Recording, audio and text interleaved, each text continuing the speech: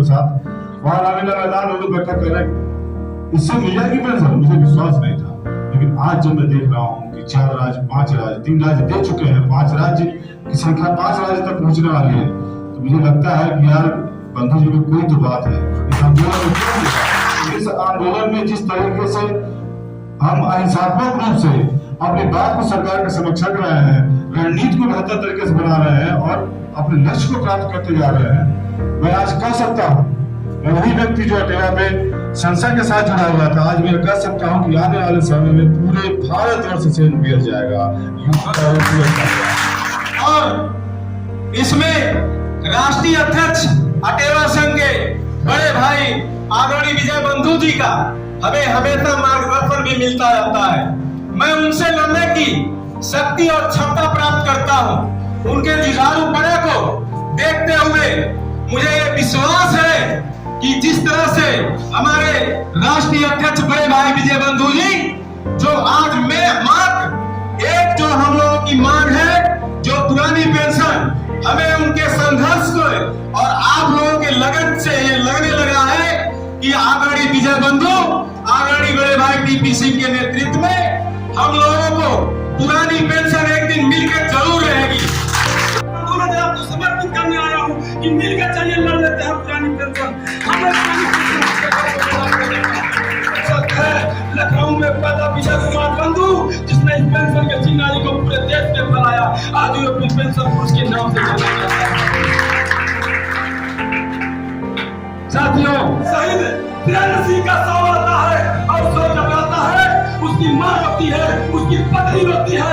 साथियों, और पत्नी जब अपने छह माह के तुम हुए बच्चे को लेकर रोती है तो सांस लेती है, ये निर्णय लेती है कि मैं अपने पति को कंधा दूंगी और अपने पति को मुद्दा गिरी दूंगी। मैं देश के पेंशन राजनीति के लोगों से कहना चाहता हूँ, एक सीमा पे जवान शहीद की पत्नी उसको मुखाग्नि देने का निर्णय ले सकती है, लेकिन तुम भिखमंगा उस सैनिक को पेंशन देने का निर्णय नहीं कर सकते।